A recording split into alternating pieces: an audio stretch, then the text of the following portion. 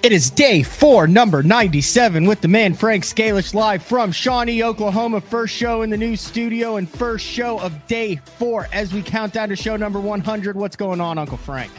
How are you? I'm fired up. I'm ready to go. I'm ready to get back into it. The countdown is on for show number 100. In just a few short days, you'll be sitting right there. It'll be amazing. We will be talking head to head. Bass fishing, and then we're going to get to go fishing for a little bit, which is exciting. Even better. It's even better when I can go fishing. I'm feeling a little stressed. I'm not going to lie. I'm feeling a little stressed as far as making sure that in our limited time on the water, I maximize your Oklahoma experience. Don't even worry about it, dude. I'm telling you, I'm laid back, man. Especially if we go crappie fishing, I'm laid back.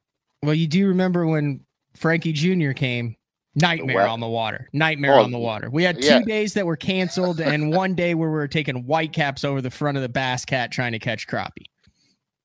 You'll have that in fishing.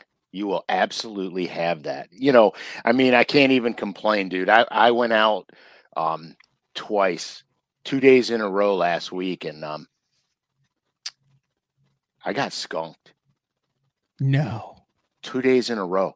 I especially this time of year, I always catch them. And you know, we had remember when that Arctic cold snap came in? Everything froze here. Yeah. We had a lot of rain, and then everything melted, and I'm like, "Ooh, good. Rain, melt to snow. I can go out." So I literally went out last Saturday and Sunday, and man, largemouth. Yeah, largemouth. The ponds water where you usually catch them. Yeah, lakes where I usually smash them. Wow. And I got to this one lake, and usually it's you have about 8-foot visibility, 6 to 8. I got out there, you could see that far down. I said, "Oh no!" And of course, like a moron, you know, all I brought with me was my jerkbaits, and I was like, "Oh crap!" So I fished in the snowstorm and didn't catch anything. Next day, Frankie and I go out to a different lake, sight unseen. Didn't know what the conditions were going to be there, but I brought a little more tackle with me this time, and same thing. Lake was filthy muddy. Frankie caught 1 10-incher, and that was it. And I was like, okay. We'll leave that story out of the best of sound clip. Yeah, we have to, man. Well, I mean, you know, shit happens. It happens. You know, it irritates me to no end. I'll tell you, now anybody that saw smallmouth crush the other day heard part of this story, but I'll tell you how bad it irritated me. Sunday night, my mother-in-law comes over for dinner, as she does every Sunday. And I come walking in the house carrying 3 rods with me and, you know, a small box of tackle. And Rachel goes, "Did you get them?" Because she knows that, you know, but she'll go, "Did you get them?" And I'll come home and go, "Yeah, we caught 35. We got 26 pounds or whatever." And I go, "No, I didn't catch anything." And my wife goes, "Again?" And I go, "Yeah, again. Okay, again, right?" So I swear to God. So I don't think much of it. The Cavs basketball game's coming on. My mother-in-law goes home. Cavs basketball game comes on. I crack open a few basketball type beverages and start watching the game. That night I go to sleep, and I have this dream, Matt. I dream that I'm in another Bassmaster Classic, and I weigh in a big bag on the first day, and I weigh in a big bag on the second day. And on the third day, I have a decent bag. I have a shot to win it, and I'm very excited. And all the crowd's there, the fans are there, and I'm high-fiving everybody. You know how you do in the boat and everything. I'm doing all that crap. And in my excitement, I forgot to weigh in my fish. What? On the final day. So it wasn't a dream. It was a nightmare. No, it was horrifying. It was absolutely horrifying. So I guess the short answer to Did it bother me that I didn't catch anything? Is absolutely. So you got caught up in the hype machine and never made it to the stage. Never weighed in the third day. Do you know if you would have won in your dream if you'd crossed the stage with him? I don't know. I woke up. I jumped out of bed. I literally woke up, jumped out of bed, and it was pitch black in my room. And I went, "Oh my God! Thank God it was a dream." Remember what fishery this classic was on? I don't even know the lake. You just know you were dialed. Oh, I was hammering on him, dude. Just hammering on him. So, yeah, I have problems. Everybody out there. Sean says Uncle Frank could probably use a gold hook and a fish scale and catch more fish than 99% of the population. Sean, you the man, dude. All right, before we get into today's show, I think we have. Wait, let's preview. We've got a massive giveaway announcement. Oh, it's huge. We have a massive giveaway announcement. You have a personal announcement about your location. Say the 4th week of March. Are you willing to? You have that. We're going to preview kind of what we have going on show 100. We're going to take some viewer questions, and we might get it. We will, because this is day 4 with Frank Scalish. Some tips, tactics, and techniques applicable to this time of year. But before we get to all that, let's share the screen here, because just before we took a break, because, the last show was the 15th of December, the day 4 loaded to the cork sweatshirts and t-shirt went live. Dude. And they're looking good. They're looking good. So you're still waiting on yours. It is out. It is in the mail there, but this is just if you want your own day 4 hoodie, heavy hoodie, to beautiful. Uncle Frank's specification, and then a Hanes Beefy tee. So whatever size you wear in Hanes Beefy tee, if you want to go size bigger, if it shrinks a little bit, that's what you want to go with, because this sucker will last. So just on the Bass Zone website here, go up to the Shop BTL tab, click on the Shop BTL tab, and there is the Bass Talk Live apparel. Now, I threw a couple new designs for BTL in. You can get your BTL shirt, a couple different hoodies. The discrepancy, like I said, between the BTL hoodies at 46 and 44 and the day 4 hoodie is Uncle Frank wants this hoodie to survive Armageddon and boat lockers and being tossed in compartments and washed and being able to fish. So that's it. So far, very good feedback from that. But those are available. Will ship. You order it, they print it, they ship it. Everyone seems to be happy so far with the apparel. And I mean, dude, look at that logo right there. There it is, right there. Yeah, that is Uncle Frank loaded to the cork. So big shout out to all the BTL listeners and fans who have been tagging Scalish_fishing and myself, showing off the new apparel. I just got one. Actually, I saw it, I think this morning or last night as I was headed in. It's fantastic. It's cool to see the listeners and viewers supporting what we spend day 4 and a lot of time on. So there you go. You can also, I got some hats and stuff down there, and beanies, decals. There you go. Perfect. Love it. Like I said, I will check in on your stuff again today, because you're getting a little antsy over it. I'm getting antsy, but it'll be here. It will be here. But yeah, so I mean, there's been a lot going on, man. I mean, there's been a lot going on. You remember they launched the Pro Rogue. They brought the Pro Rogue back. Yeah, we did a show on it. Right. So there's still a handful available. We're running out. We're almost out of them, but there's a handful available. And the only reason I brought the Rogue up is because it is kind of jerkbait season now. Jerkbait and flash mob season.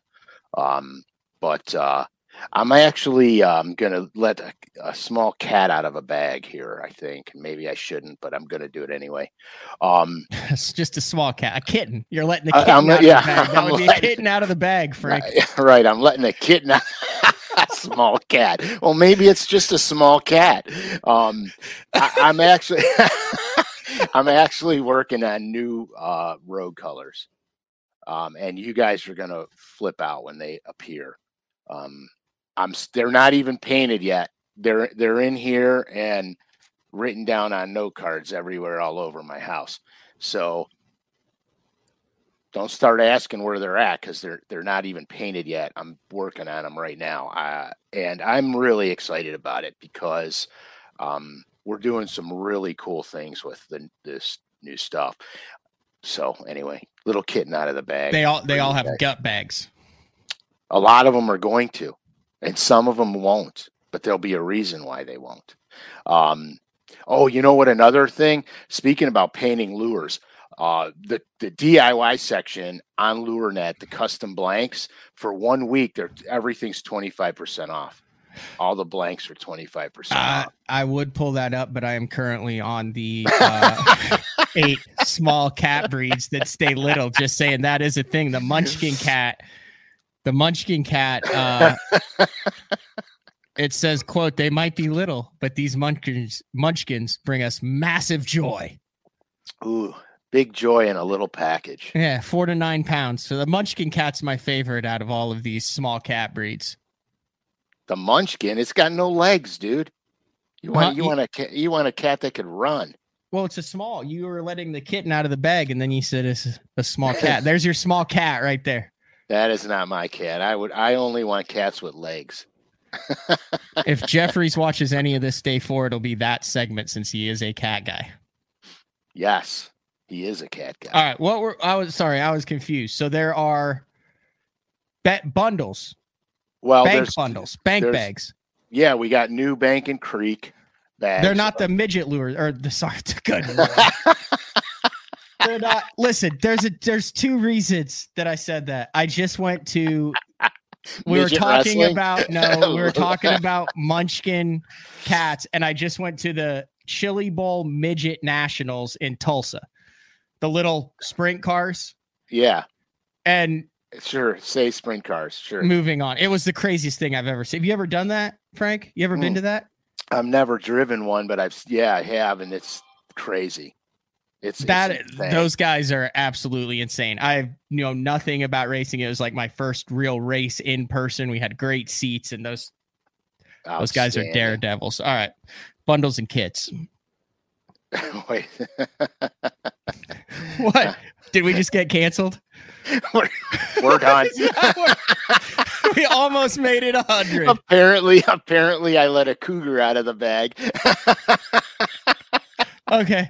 Or let's know to make. Let's share this stream right here. All right, new kits available for you. Got a new rigging. It looks like you got a little wacky worm deal there. And don't forget, you got that discount card that could be worth up to 65% off in there. I have a custom color in there. In the Bank and Creek bag? Yeah, you could scroll up. You passed it, or I could show you the real I have no one. idea where I am or what's going on right now. We're just wild and on fire right now. Okay. So yeah, I have a custom color. I did a stickleback, a common stickleback, but not in its spawning colors. Just a regular stickleback. It's in a small Big O. There it is. Oh, right there. Yeah. And it's so cool. I have one in real life right here. Mm-hmm. I actually have it. I can show you. All right, here we go. I'm making you work, buddy. You're working. At least everything's working in the new studio. I know. I love it. So this sounds good too. I've gotten a lot of compliments on the audio. It's crisp. So here's the problem, Frank. This is not a joke. I have nothing in my headsets.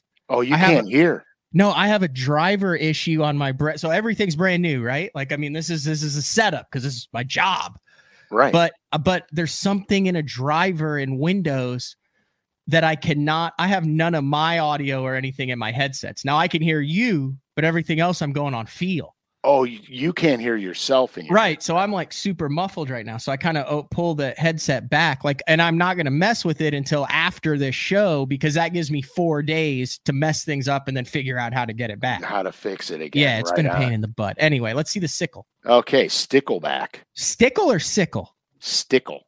Have we done a show on that? No, we didn't do a show on I've never even heard of a stickleback. Well, you're good on a computer. You can knock it out right now. Common stickleback. Now, if they got bright red on them, it's their spawning colors. While Matt's looking for that, I also have another custom illustration in there. different ways to rig a yum dinger. Where are these bait fish found? All streams and rivers. Are you serious? Oh yeah, 100%. 1,000%. $1 million. Yeah, 1,000%. I've never seen this fish. Yeah, they're really cool. That's it. They're tiny. They're only about 2.5 inches long. Some might get 3. They mostly dart around in the rocks and stuff. They're not really a suspending little bait fish. But you kick them up. If you walk through the little tiny trout streams, you see a lot of them running the bank when you're walking down. Those in creek chub, anyway. Yeah. And then they have a chrome, a deep teeny N in chrome pumpkin seed, which is pretty cool. Yep. There's a lot of stuff in here. They got the little Ned craw, which is really sweet. The Ned craw is really cool on a Ned head. It's really, this is a really good bank and creek bait right here. Jeffries used to be obsessed with, they made the little craw like that. He bed fishes with like those little bitty craws, and then he puts the biggest hook that he can, brings it back through the nose. That's like an old Kelly Jordan trick that he learned. Yeah. I got, you know what? In Ohio, we used to bed fish with tiny baits like that. Mm-hmm. Always. And you'd finesse them and you'd bag them and you'd shake it and you'd finesse them and you'd bag them. And then when I started fishing Bassmasters and we started going down south to a lot of these lakes that are big, like our lakes are tiny. So when they get a lot of fishing pressure, it's almost impossible to catch them on the beds. It's not impossible, but it's tough because everybody's picking on the same ones. But when I went down south and started sight fishing down south, you pull up on a 5 or a 6 pounder on a bed, and I'm not throwing something that big. You know what I mean? I sight fish with a 1/2 ounce jig or a 7 or a 5/16 ounce jig, and make them eat it. And then when they eat it, I got them. There's no monkeying around. 20-pound fluoro, and jam them. Heck yeah. You just jam them. That's pretty much it. But there's a lot of stuff in that kit. There's a ton of stuff in there. They're fun those little stream kits are fun because you could literally just grab it and go.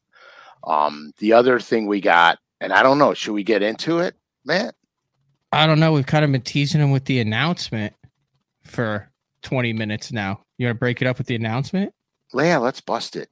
Where are you going to be the January or March 24th and 25th? Standing next to you at the Bassmaster Classic signing autographs. Yeah, you're going to the Classic. It's been a minute, hasn't it? Yeah, it's been a while. It's been a long while, actually. The last Classic that I went to, I think Blaylock almost won it. Oh, that wasn't that long ago. That was Gunnersville in 2020. Yeah, that was Gunnersville. On the bait that you designed. Yes. And we had 3 other pros fishing it and catching fish on it too. That was the Norman Speed End. I was really happy to see that, really put it to the test actually. And to have guys fishing it in the Classic when it literally wasn't even released yet. I mean, we gave all those guys a bunch of them. Wasn't released to the public yet. And for someone to pick it up and throw it during the Classic when you've got everything on the line, that says a lot for that lure, because I would have thrown it 3 times and put it down, and you're fishing for the Bassmaster Classic, but it was catching them. And it was doing exactly what it was supposed to do. So that was a really exciting time for me because we rushed that bait to get it out in time for those guys. And then when I saw the footage, because I had to work the display booth, and so I could just watch it on the monitor. And when I saw the footage, I was like, yeah, this is good. This is good. Yeah. And I actually had some. Obviously, I had some because I painted all the colors. First time going to the Classic. Going to be really cool to see you guys. The atrocious angler. That's a heck of a handle. That's great. That's fantastic. Chuck Fish. See you guys in Knoxville. Bailey and the Serious Angler guys.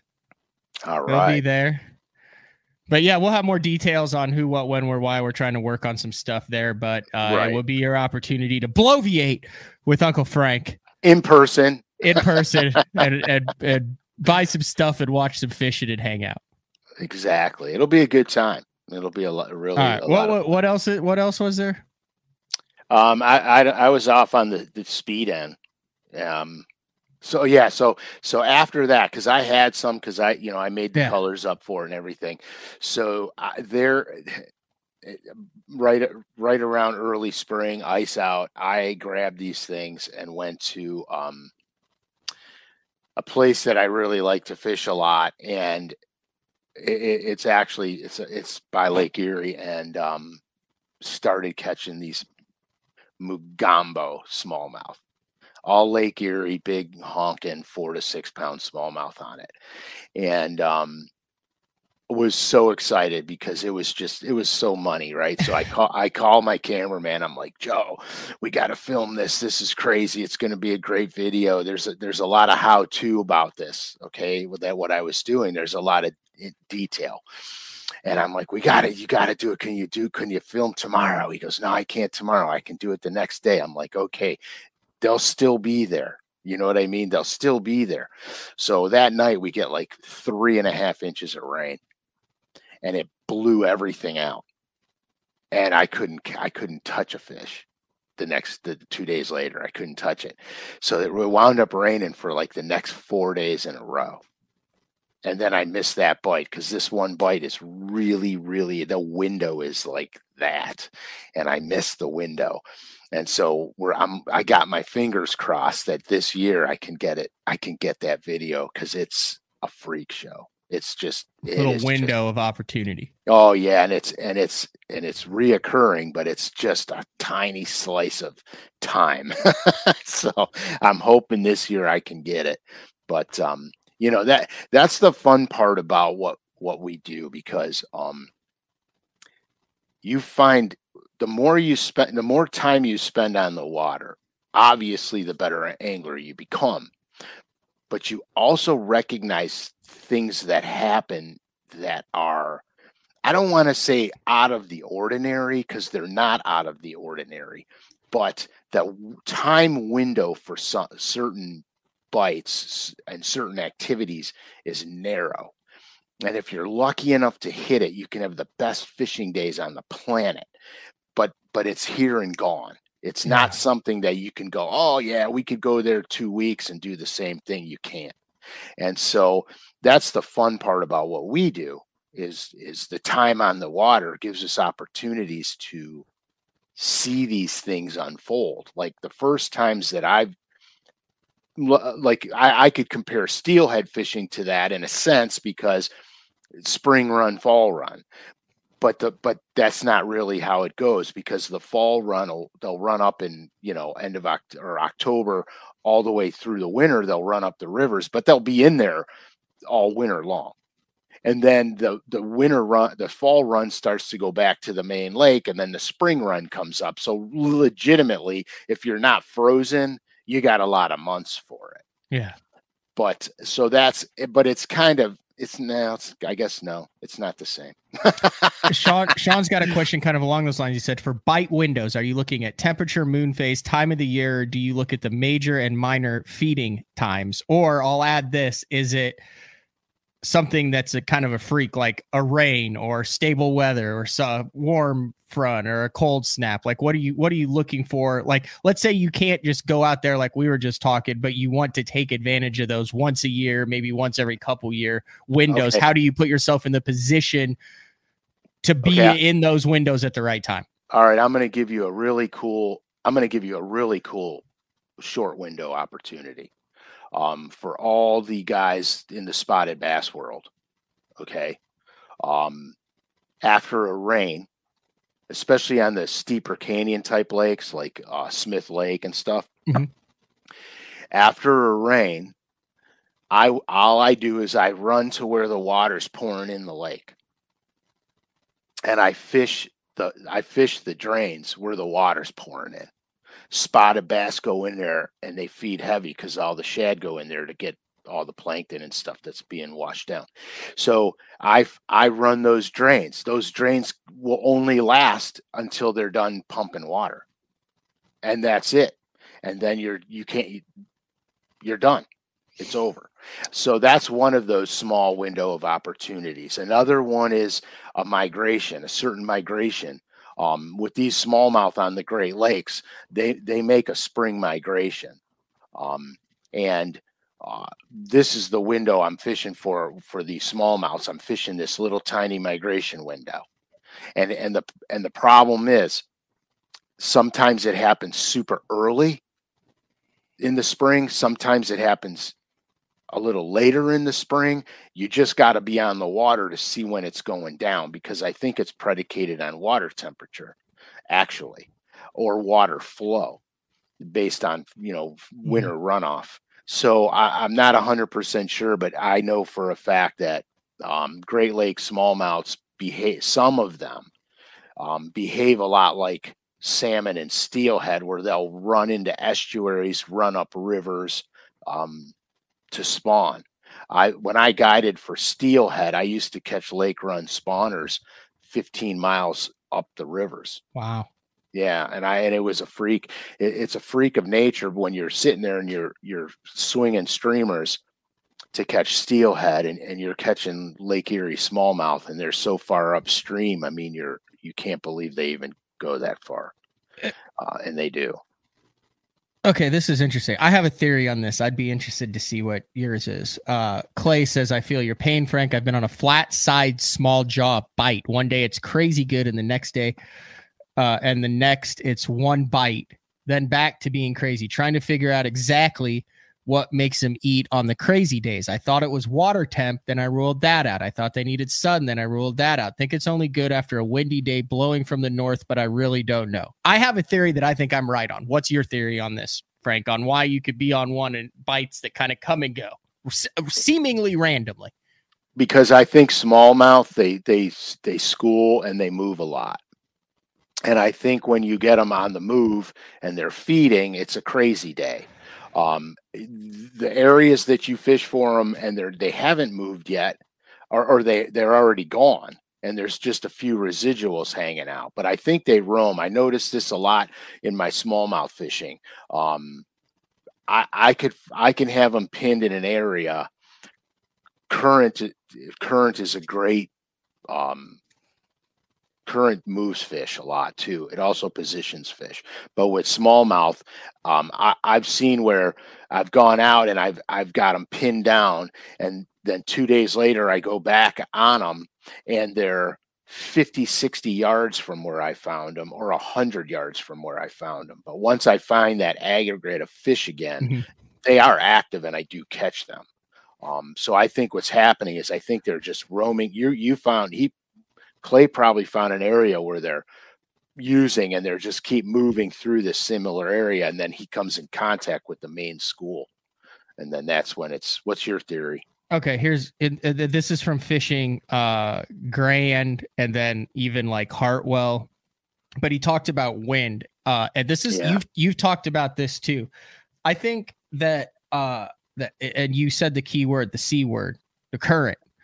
And right. I think even on lakes that you don't have a lot of current on, it could be, and we're talking I'm not really talking the smallmouth stuff here, but it could be, because I think current even on the Great Lakes positions fish underwater. But I think subtle current under the water that you cannot see positions wind generated current positions fish, and that bank or what you had on that area, when it sets up, whether there's boulders, rocks down there, it sets up right for a specific wind direction to where those fish can ambush. And you don't think there's current out there, but under the water, there is current. Absolutely. And it sets those fish up. So, I mean, this is where they live. So they will move based on the wind and the ambush points and all that. So it's all very subtle current. Maybe, they generate typically on weekdays, and not on weekends. I know that's a big thing on Hartwell. So like on bridges and shoals and points on the spotted bass, you can go out and maul them off of this stuff on Wednesday, Thursday, Friday. Well, then if they don't generate on Saturday, now they're scattered. And now you're like, well, those fish weren't blown up in the middle of the lake because they're not positioned out there. So I think subtle current has a big reason on why some areas are historically productive over time, but not productive every day. Is that a fair assessment? Yeah, it's 100% accurate too. Lay Lake's another one. If they're not running current on Lay Lake, it can be a really tough fishery. Yeah, current's everything, guys. Lake Norman, I fish the wind on Norman a lot. If I'm not fishing brush piles on that lake, I'm fishing wind. Wind is everything. You know, the spotted bass use it. All game fish use the wind to their advantage, which is great. It's great because you have areas where you have a neck down, maybe when the wind's at a certain area as a neck down comes. Here, let me explain something to you. Forget the neck down right now. Let's go to a bump. If there's a hump, you're fishing a hump, a structural bump, right? Can we draw this? We have not had any illustrations, and we're 31 minutes. There's no illustrations in 2023. Okay, here comes one right now. All right. Let's go. Okay, so let's say, and it's going to be a crude illustration, but it'll get the point done. Still be better than my best illustration. No, I doubt it. Okay, so underwater, and what I did was, this is very crude, guys, so just bear with me. Okay, so this is the water up here. Yep. Top, this surface. This is the bump you're fishing. Whoa, hey, whoa. This is the bump you're fishing, right? So let's say the wind is blowing this way. So we'll say south. Right? Whatever way it is, this way. So what's going to happen is, and let me get a different color so you can see my. I do think I could have done that illustration. That's the first one that I think that I could have held a candle to. Well, because I'm in a rush. I know I put you on the spot. I put you on the spot, but I was in the mood for an illustration, Uncle Frank. Okay, so now what's happening is, and then it's going to dissipate as it comes out here. So here, this is good. So now what's happening is, okay, as the wind blows this way, yep, because the top of the hump is closer to the surface of the water, you're going to get compression in here, and the current on top of this bump is going to be faster. It's going to speed up because you're siphoning it. You're siphoning it in. You're to the bump. So as the hump comes up, water levels down. It squeezes that current into that area. Then it becomes faster. So what happens on the backside of it is you'll get an eddy forming down here, and the current will start to dissipate as it goes away. So all your active feeders are going to be right here. Well, that's why points are good when it's windy. That's why you fish points when it's windy. 100%. You just did that. That illustration is why points are good when it's windy. Yeah, exactly. And so that's what the wind does. All right. Same thing on bends. If you have a river bend or something and the wind's honking down the edge of it, where you have a bluff cave in and it creates a break, you're going to have a currents change there. And so that becomes a high percentage area. On was it Smith? It might have been Smith. I was fishing bluff ends and cave ends, you know, where the rubble rolls into the thing. And one day the wind was blowing straight down the bluff, not into the bluff, parallel with the bluff. And every single bluff end, every single cave in, every single crack had fish on it. It was crazy. I mean, it was so predictable. It was sickening. And then when the wind died, you couldn't catch one there. One of my favorite baits early in the year, actually my first, what I would consider solo tournament success. Solo by myself would have been over a long time ago, but it was a windblown bank that had rock veins coming out on it. It was April. It was pre-spawn. And I caught him on a lipless. Oh yeah, dude. Lipless is a key bait for what you just described, maximizing your bites, right? Correct. If it's in the right depth range, you can't beat a lipless bait. I really got turned on to lipless baits once I started leaving Ohio. I've had success in Ohio with them, but I didn't really experience what a lipless can do until I got out of here and got on some of these big reservoirs. Gunnersville was my first experience with getting my arm broke on them, because that was a freak show that day. And I was fishing, just like you said, I was fishing. I had the wind coming down a funnel area, because I was talking about a funnel before. Mm-hmm. It's where the land pinches in, or two structural elements pinch in. Well, this happened to be a land pinch, and there was a flat on the one side of it, and it had deeper drains on the flat. So the flat was 4 to 5 foot, but it had 8-foot drains in it. I mean, they were pristine. They were sharp. And the wind was ripping down that. And I was dragging these. I was actually dragging them on the bottom, almost like a Carolina rig, just. And I'd come over these drains, and oh my God, it was like manna from heaven. And then here, the next day, the wind, it wasn't doing that. It completely changed direction. And the area that I had all those fish in had zero wind. And so then my approach had to be, I had to cover water, and I had to run the bait. I couldn't drag it anymore. They didn't want it drug. I was burning it back to the boat and catching them, because the wind stopped, current stopped, the fish started to suspend, and then I was burning it through them to catch them. So, you got to pay attention to this stuff. But, the cool thing, speaking about lipless baits, this is really cool. Booyah Hard Knocker, One Knocker just came out with a bunch of new colors, and they are sick colors. And in fact, I have them here. I'm going to show them to you. I'm going to show them to you out of my box, because I have them packaged up. And I don't know if you'll be able to see them good enough in the packages, but now it's important. This is important, because because there's something coming after this. So pay attention. You can go on lurenet.com and see the baits, all of them individually. So, but here, let's go through some of these. So the first bait, the first color that I'm going to show you. I mean, it's like they had a palette of, hey, here's 30 ideas, and someone at LureNet just went, screw it, let's just do them all. Yeah, that's exactly. Well, that's exactly what happened. So there are the hard knockers and the one knockers, and hard knockers in quarter, and one knockers in quarter. So there's half ounce and quarter ounce. So the first color, this is called Goldie. Okay. I like this color. I like all the colors. So I'm not going to say I like this color, I like that color. This thing represents a golden shiner.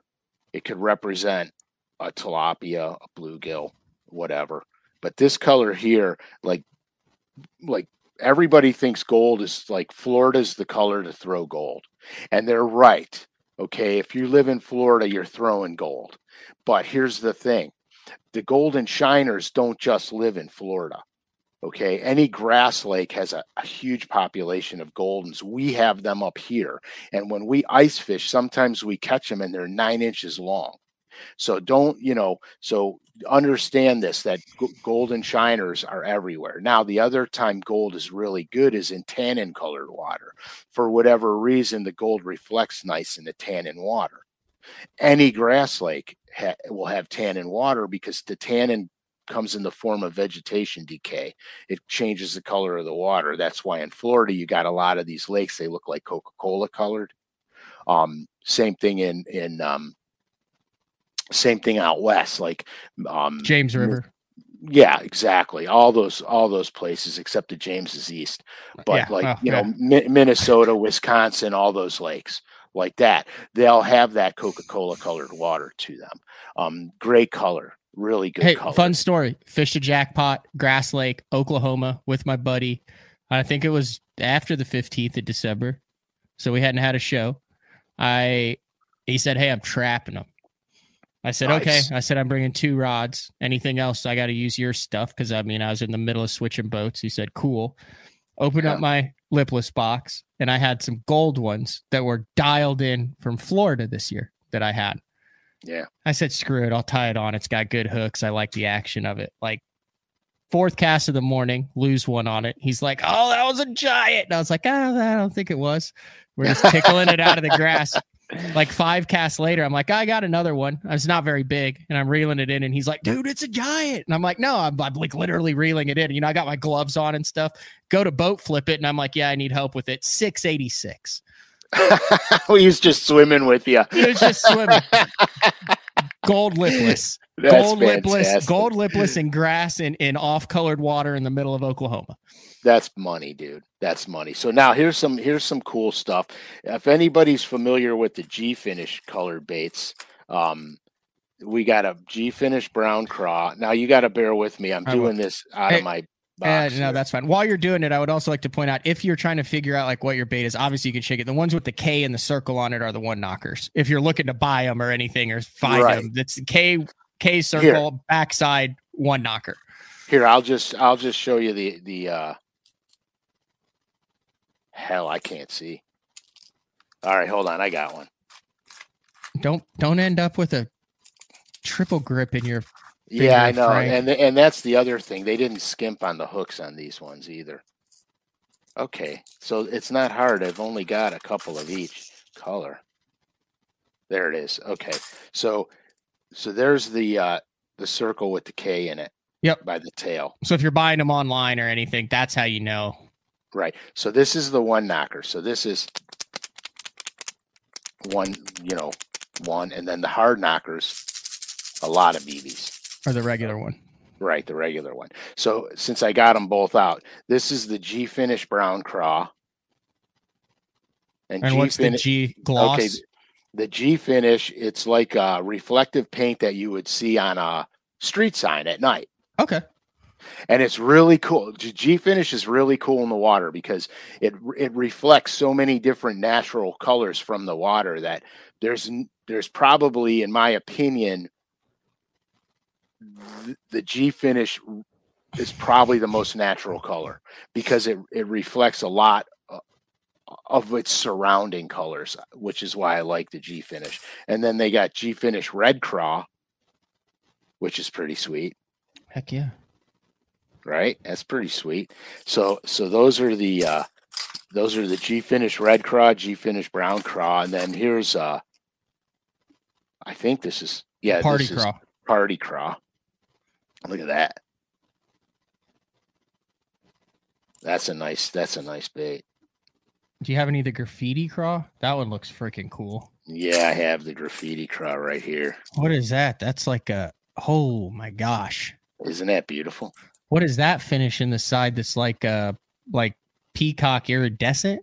Yeah, it's heat stamp.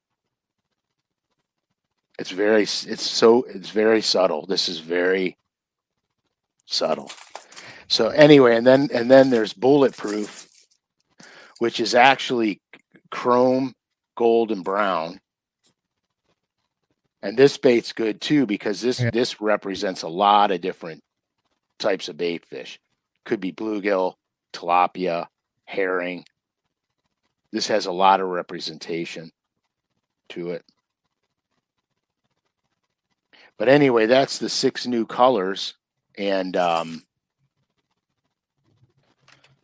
very, very exciting, guys. I'm really happy about these colors, and to be honest with you, I'm so happy about it. I think what we're going to do is we're going to do a contest. And I'm going to give away, or me and Matt are going to give away. That's all you.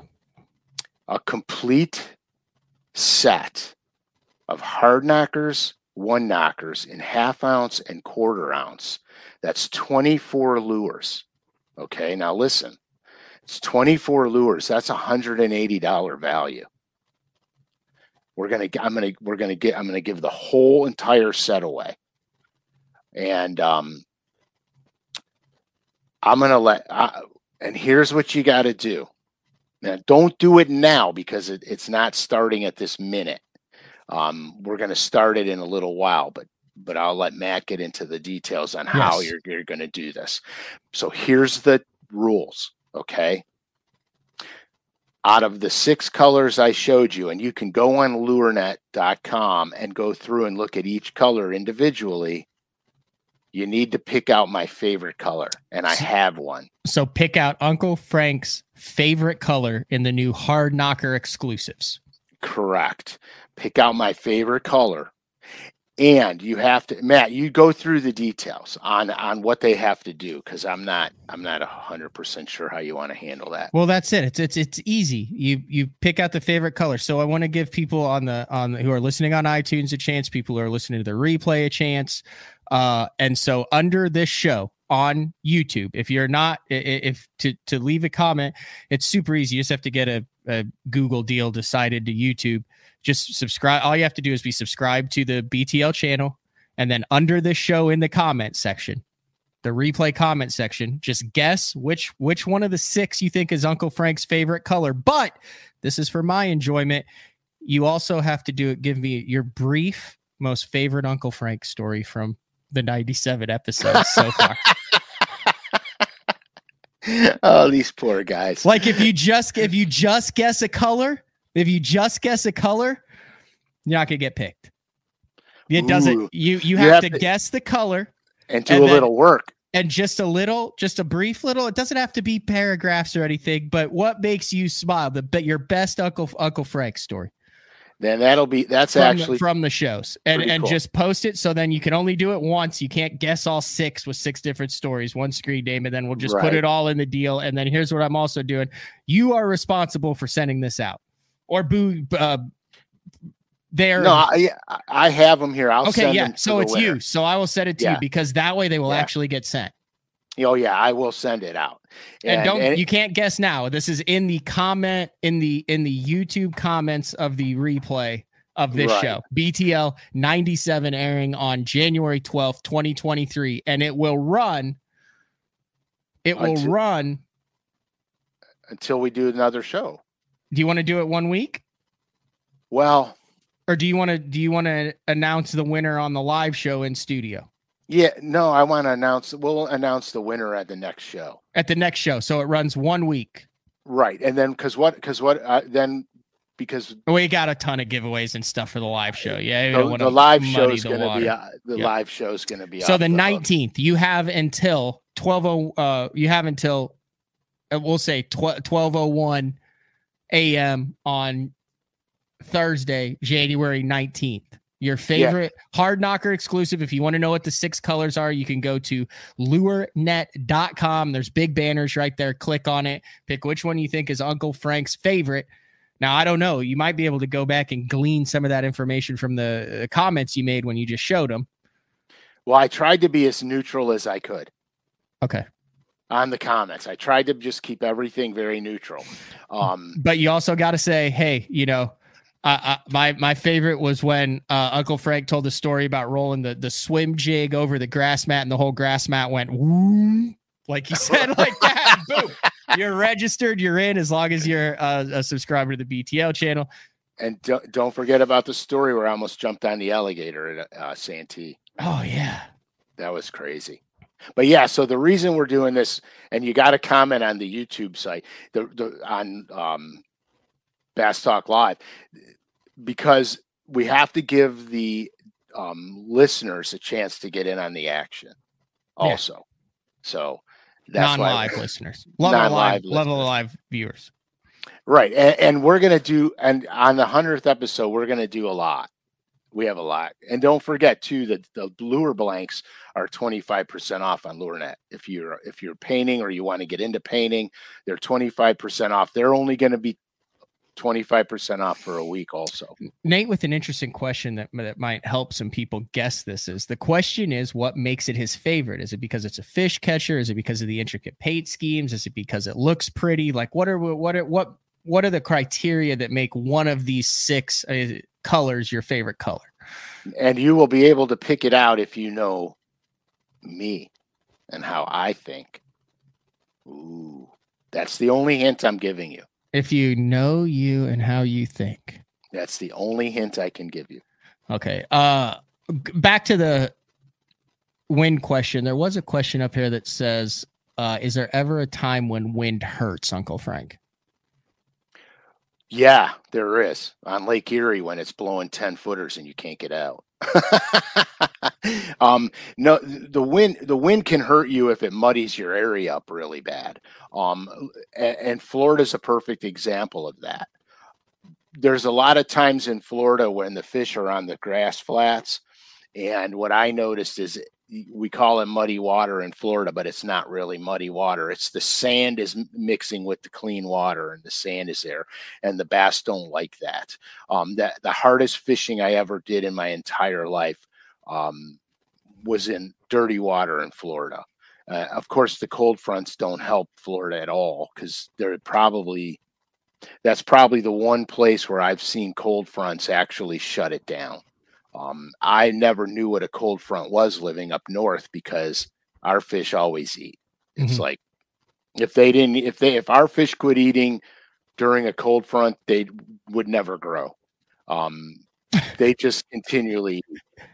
Florida's the damnedest place I've ever fished. One of the first tournaments I ever fished on Okeechobee, we had 19 degrees one day, 20 degrees one day, 23 degrees another day. And I caught 0 fish in practice, not a single bass. During the tournament, I had found some areas that I thought the bass should be at. The first day of the tournament, the weather started to warm, and I caught a couple nice ones. The second day, I went back there and plowed them, and I wound up getting a check out of that event, and actually that helped qualify me for the elites. That's how long ago that was. But I learned a valuable lesson about Florida. If I'm in an area and it's got that turbid, sandy, muddy looking water, I go look for clean stuff. There'll be clean water somewhere in that vicinity too. You just got to find it. Because that's what grass does. It filters everything out. But you can't fish in the dirt over there. Hard to catch. Is this an old wives' tale, or do you think there's some truth to this? I've heard both ways, but like tall vegetation, hydrilla, matted vegetation, things that when you don't have any wind, those fish get comfortable in there. But then wind that moves stalked vegetation, bass don't like to be in that when the stuff's moving underwater. Back and forth. Yeah. This way. So the thing that I've heard is it rubs against their lateral line. It changes where the holes in it are. It makes it nearly impossible for them to ambush, and they'll get to a point where there's stuff not rubbing against them when you've got stuff that's rubbing up against those fish, tules, hydrilla stalks, things like that. Or is that BS? You got to understand something too. If you're talking about that washing machine effect, you're talking about waves crashing. You got a hydrilla edge that you've been catching them punching or cranking the edge, and then you come back the next day and there's a 15-mile-an-hour wind just pelting it. Right, but you got to understand something. The wind's in one direction. So most of the time the grass will lay over whichever way the wind's blowing. The grass will lay over. It'll smooth out. It's when you get that washing machine effect. That's because you got waves rolling in, crashing on something, backing up, coming back, and you have this whole turbid thing going on. That can be a little bit problematic. But in most of the grass fishing that I've done, especially the deeper grass, the wind's always going one direction, and the grass will lean over which way the current and the wind is pushing it. And then that makes things a little more predictable, to be honest with you. But it's the washing machine effect is not good. No good, because it's turning everything up inside of there. It's not so much the grass is touching them. It's just turning everything up inside there. But like I said, in the deeper stuff, I've not seen that washing machine effect. Only when I'm getting waves that are coming from, the bounce back from a bank or from a riprap wall. That's where you got to look at it. Jay Schwartz said bulkheads with grass nearby do that. Reverb off of it, so it gets it. Right. And I would like to say, next Thursday, I believe we're going to do a hard knocker lipless show. Yeah, is that the plan?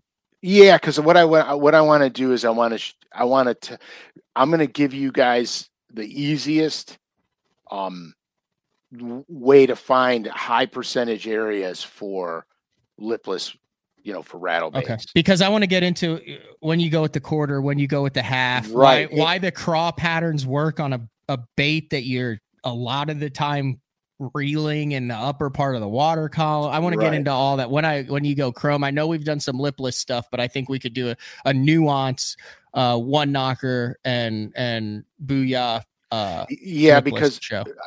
Because I want to, there's, okay, without getting into it, because I want to get into it in detail. There is an absolute time I'm throwing the one knocker. There is an absolute 100% given time for the one knocker that is foolproof. There is also the quarter ounce, half ounce debate, which I'm going to put an end to that myth too. Because I have witnessed it firsthand. Man, I don't want to blow this thing. No, I mean, dude, we'll save it for the next. It's a tease because we're giving away the complete set, 24 lures, $180 value. YouTube comment which of the 6 new Booyah one knocker colors you think is Uncle Frank's favorite, and include, just because I like to read the comments and I just don't want a bunch of comments that just say the same thing. It's for my for my entertainment purposes only. Which could lead to another contest. Yeah, and we will pick that winner. Uncle Frank will pick that winner next week. Yeah, and I'll send you the baits personally, and so you will get them in a very timely fashion. I would rather, I have them here, and so I'm going to take care of that, and then I don't have to rely on anybody else to ship it out. I can just do it, and it'll get to you guys. But I'm going to actually, in the next episode, I'm going to actually give you like actual tournament experiences with rattle baits. Because there's a joke amongst my closest peers, okay? Because they hardly ever see me throw a rattle bait. And so there's a joke that I don't fish them. And that's funny because I do. That's the actual joke. That is the actual joke. But the reality is I do fish them.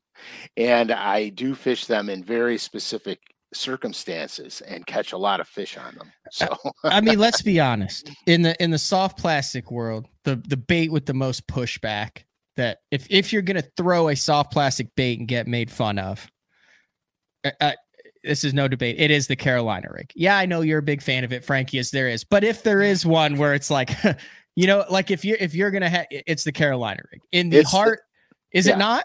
Yeah, it is. Okay.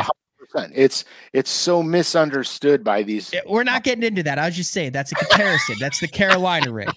In the hard bait world, in the snobs, and take the Rayburn deal out of the equation with the red round trap where you're having to feather the one knocker, whatever you're throwing through it and stuff. Just in general, the bait that gets made that's just a casted crank. Like if you're taking someone fishing who doesn't know what the heck's going on, you're tying them on a lipless.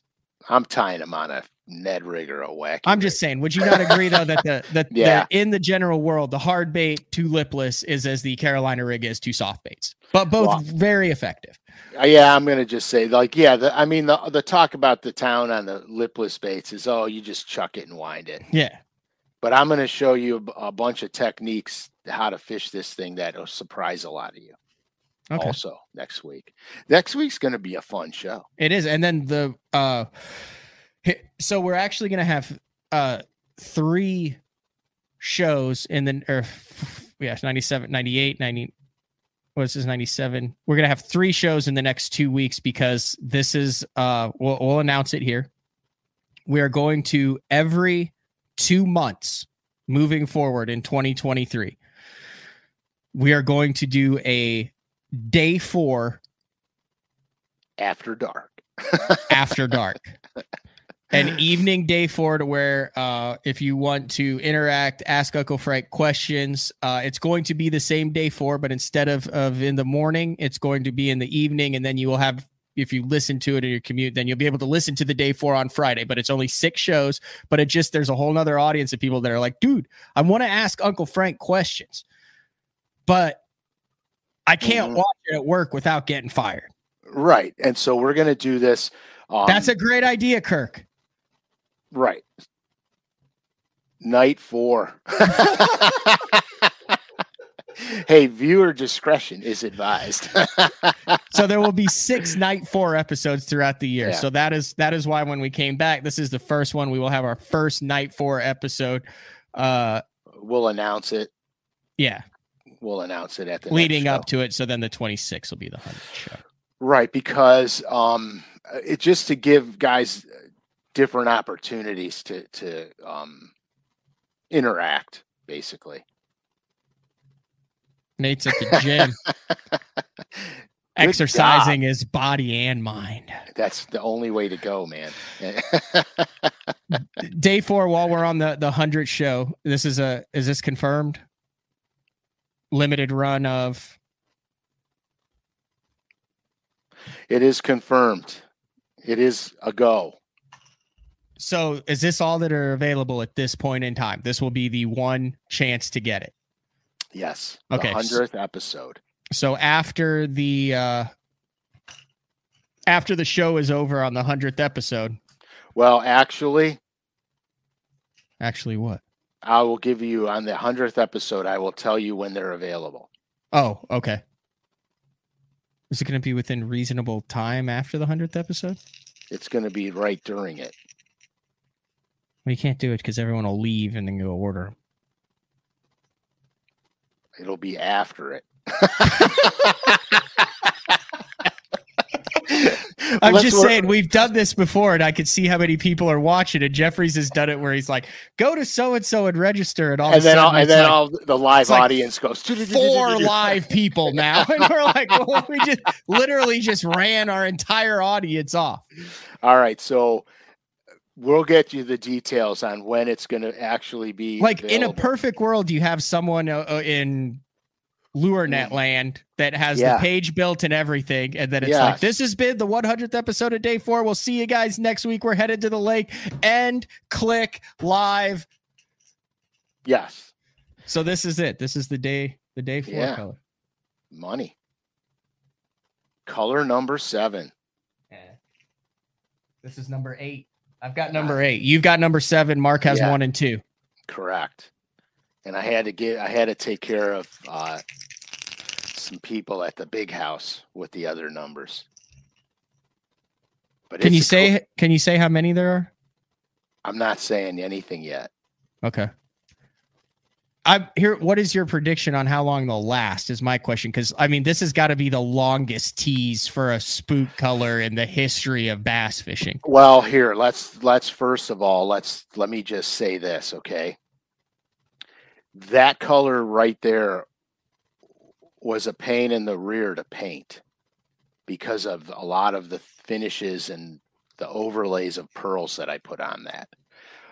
It took us a while because nothing was coming down the pipe unless it was exactly like the original. So these baits are exactly like the original.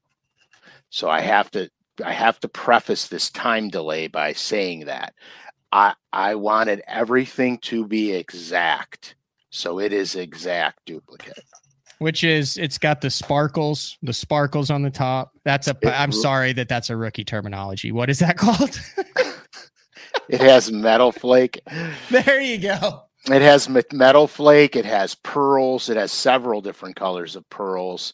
Has the hot orange herringbone pattern. Yeah, I mean, you're blinding us, man. Yeah, I can't do that. That's a horrible idea.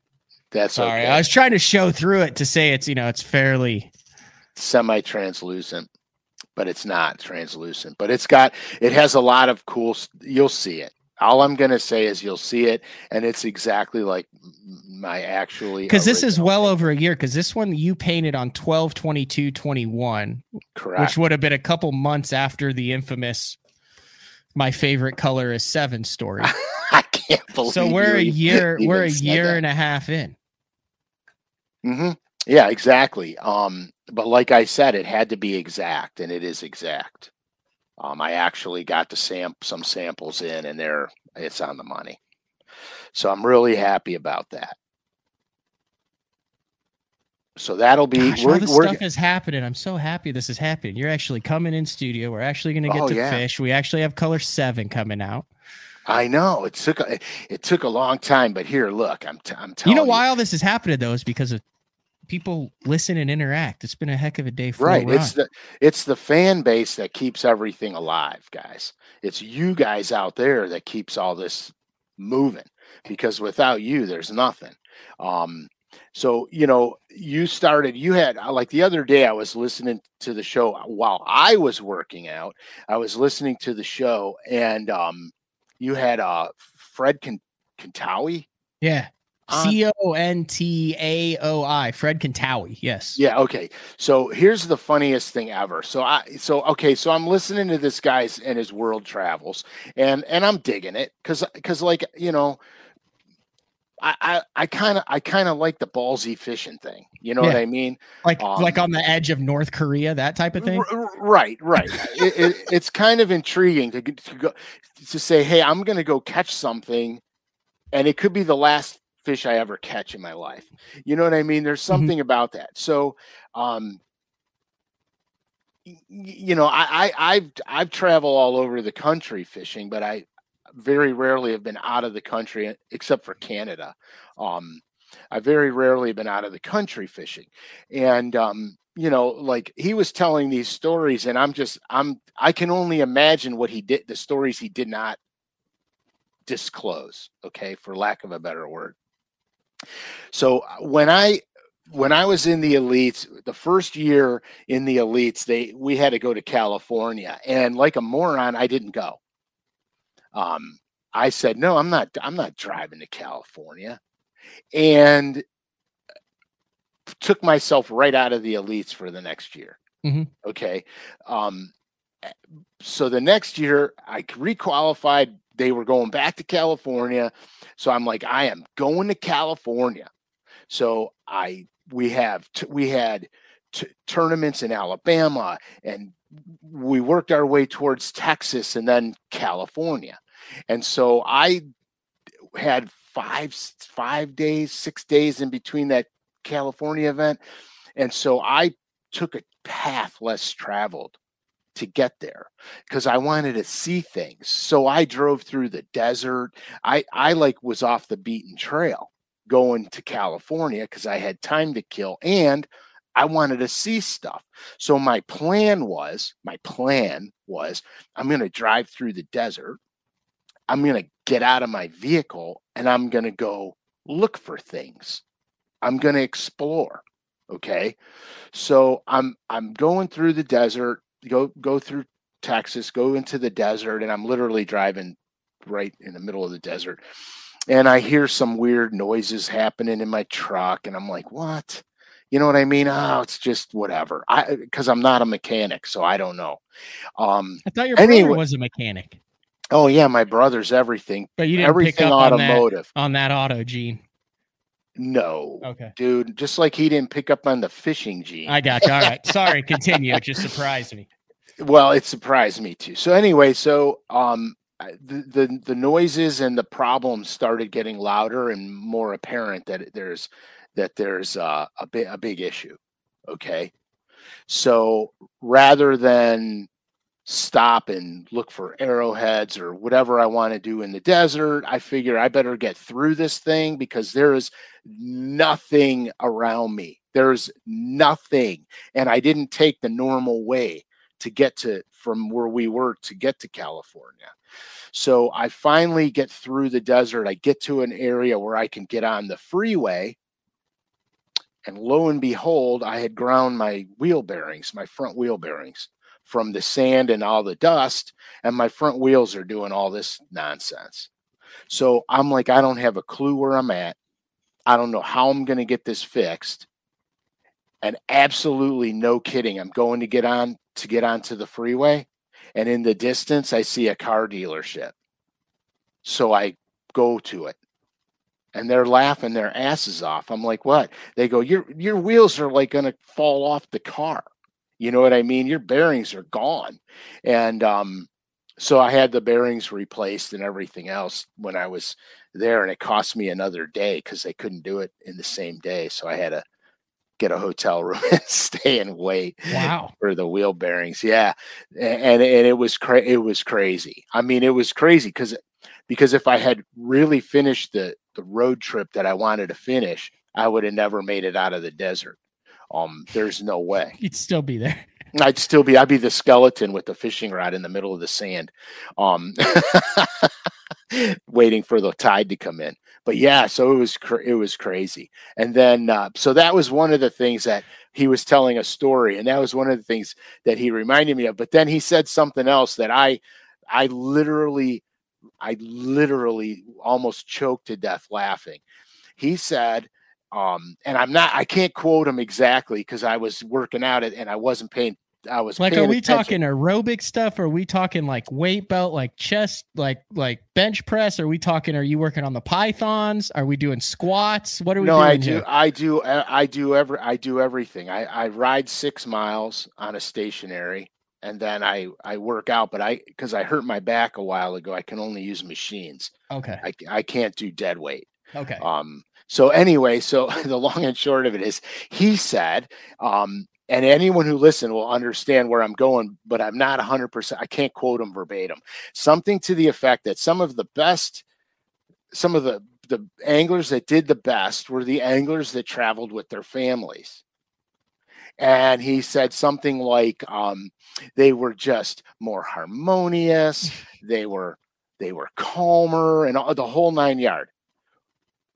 Oh, whoa. Okay. Well, here's the real story. Okay. I never traveled with my family to the tournaments because I didn't know if I was going to fish until 9 o'clock at night. I didn't know, if I was going to have to, because a lot of times I would actually look for structural elements in the dark because it was legal then. Yeah, because the competitors weren't on the water. So, I would go stay out after dark and idle around looking for structural elements that might have been closer to the main, areas than I want to fish. So anyway, so here we go. We're off. The elites are off. We're going to Oneida and Champlain. And my wife says, it would be really great if we did a family vacation and we all came with you. And I said, well, would it be? You know what I mean? Would it be really great? Because I don't think it's going to be really great. Because now I have to make accommodations for a handful of kids and my wife. And my budget I budgeted everything out. Okay. So now we're going to fast forward a little bit. So Bass, I think back then, was still owned by ESPN. And they had predictions. They did predictions, and they said, who do you think could win Oneida and Champlain? And they said, well, SCALISH. So they make this prediction. And now I got my whole family coming with me. Mm-hmm. Okay. You have to understand something. When I go down to practice, I'm on the water at dark, and I don't get off the water until dark. That's just how I did it because they cut our time frame down. So we really only had like 2.5 days of practice. So they cut the time frame down. So I had to maximize every minute of it. But now I got my kids and my wife and everybody's down there. So I have to remake all my reservations. At Oneida, I got kind of screwed. I had to get two hotel rooms, throw the kids in one and my wife and myself in the other one because we couldn't get a cabin that late in the game. Okay. So and all you guys know how it is when you travel. So my kids were younger. Frankie was fishable. I forget how old he was at the time, but he could fish. I mean, he could flat out fish with me. So he was not going to be a problem. And Rach could take care of the little ones. So I said, okay, that could work. Frankie could come with me. The kids could do with you. And okay, we'll be good. So Because you could also have a family member practice with you at the time. Correct. Thanks, Matt, for being the rule generator. So anyway, so we get to Oneida, and you all who travel, and Matt, you'll appreciate this even more because you run the circuit. But you got to picture this: all the pros are coming in from somewhere else. Okay, so they could have been from one event to this event, and they have to get there, get unloaded, get ready for these two smallmouth fests. Okay. So we pull into the hotel, which I called the Taj Mahal because it was like more like the Bates Motel. So we pull into this hotel, and all the pros are whipping in, and my kids are excited to see the pros. I mean, I'll be honest with you. They knew of all the guys because of my lifestyle, everything. So they're running from the guy pulls in, Stephen Browning pulls in, Ike Anelli pulls in, and my kids are, they're not even backing into the spot yet. And my kids are waiting there, for them to get out of the trucks. So I'm like, guys, right in center now. I said, leave these dudes alone. Don't even mess with them because they got stuff to do. Anyhow, get out on Oneida. I got Frankie with me, and I'm going down this grass edge with these boulder piles on the onset of them, and I'm flipping this jig around, and I got one. So I shake it off, and I keep on motoring. Next thing I know, I hear, there he is, Dad, and Frankie's loaded up, and the big smallmouth's jumping out of the water, I said, dude, do not hook these fish. Okay, you do not hook these fish. So, Dad, I'm sorry. It was an accident. I go, okay, don't do it again. I won't, Dad, I won't. I go down a little. I got another one. He's running with it. I get him off. I reel in. I go to make another cast, and I hear another smallmouth jumping out of the water. I'm like, no, dude, no, you can't. So I go like this. I get another one, and I shake it off, and out of the corner of my eye, I'm looking behind me so I could see him, what he's doing, and he's like this. Boom, and I just smash it on him. I'm like, he reels that fish in. I go, come here, man, let me see your jig. He gives me the jig, and I cut the hook off of it. I go, here, now you can fish the rest of the day. At any rate, okay, at any rate, I'm off the water early, like at 3:30, get back to do, dinner and all the family stuff. And I'm cutting hours out of my practice time. Totally tanked Oneida. Totally tanked it. Like, wasn't even in the ballpark. Okay. So we leave there, we go to Champlain, and I'm a mess because we had to take 2 vehicles also. And when I go from tournament to lake, I'm not wasting time. I'm not stopping unless I need fuel, and I'm going. Okay. These trips are adding an extra hour plus on my time because everybody's got to stop to go to the bathroom. Who's hungry? Who's this? Who's that? Anyway, we get to Champlain, and it's exactly like Oneida. I completely tank it. And we got home. I said, I love you guys, but you're never coming with me again.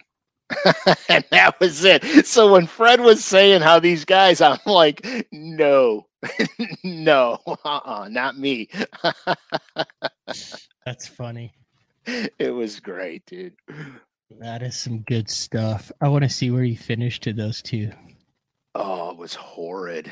They were the worst finishes ever. I could just imagine your blood pressure. Oh, yeah. I needed freaking beta blockers in a 12-pack. Oh, my gosh. That's freaking great. Yeah, because I think, like Champlain, it would be the worst finish I had other than 7th, 8th, and above. Okay, well, you didn't take. I guess you didn't tank them. You finished 70th at Oneida. That's a tankage, dude. And you finished 53rd at Champlain, which was not up to snuff for those 2 fisheries. No, No. $0 earned the entire trip. Yeah. Oh, zero earned and double the cash and outlay. you missed the check at Champlain by like an ounce. Yeah, exactly, dude. Oh gosh, that's where the reality show needed to be right there. Oh yeah. So at Champlain, okay, I knew I was this close to dialing in on something. So the next day, we didn't leave the next day. I told Rach, we're staying one more day. I got to go out and figure this out because I made a mistake and I got to see where it was. And it was a horrendous wind day that day. And I told Frankie, get in the boat. We're going. I got a hunch. And then I went out and crashed them. And I was like, damn it. I knew it. You know what I mean? It's just my head was all over the place and I wasn't funneling in. I was close. I was real close, but I wasn't. The pieces of the puzzle were hard to get because there's too much outside information going on in my world at the time. But yeah, that's the worst finish I had on Champlain ever. That's a good story. That's a good story. What else you got before we wrap up BTL day 4, number 97? I'm excited for the 100th episode. I'm excited for all the games we got going on that 100th episode. It's gonna be fun. Remember, guys, go to the LureNet, look at the hard knockers, one knockers, and win this $180 worth of rattle baits. I'll put a description in the YouTube deal as to what everyone has to do. Perfect. In order to be entered. And we will have a winner by Thursday. Yeah. On the show on Thursday. That work for you? Your audio just cut out. My audio went out? Oh, no, you're back. It did for a second. You're good now. Oh, strange. It was weird. Very That was scary. A good show, Frank. It was fun. I learned some stuff about the wind. Throw that illustration up one more time before we... I don't know where I threw it. Did you crumble it up? It's not a real illustration. It is good though. Look at that. There's your hump. There's the direction of the wind. There's the turbidity of the water that is compressing. The wind is compressing the water over the hump, which is creating a dead space behind it, which the fish are using as an ambush point. Any point, boulder, pinch point, anything has this, and that is how you up your percentages. And that's what it looks like under the water. As crude of an illustration as I could. That was fantastic. Next week, Booyah one knockers, quarter ounce, half ounce. I'm going to ask you about the 3/4 ounce. I don't even know if they make the 3/4 ounce anymore, but I know a bunch of guys in Oklahoma who still throw the 3/4 ounce. Locations, colors. It's a full on Booyah one knocker show and a rattle bait show next week. It'll be good. It'll be very informative. You're going to be able to pick areas out like that when we're done with it. Hey, I don't ask this very often. It is a new year. If you aren't subscribed to the YouTube channel, make a Google account, subscribe to the YouTube channel. That directly helps. I mean, that direct number of subscribers goes to the man who pays Frank's bills, who sponsors BTL. Like, they see that stuff, comment, like, share, all that good stuff. Greatly appreciate it. And I am ready for January 26th. Me too. I can't wait. All right, this has been another edition of BTL Day 4 with the man, Frank SCALISH. We'll see everybody next week. Adios.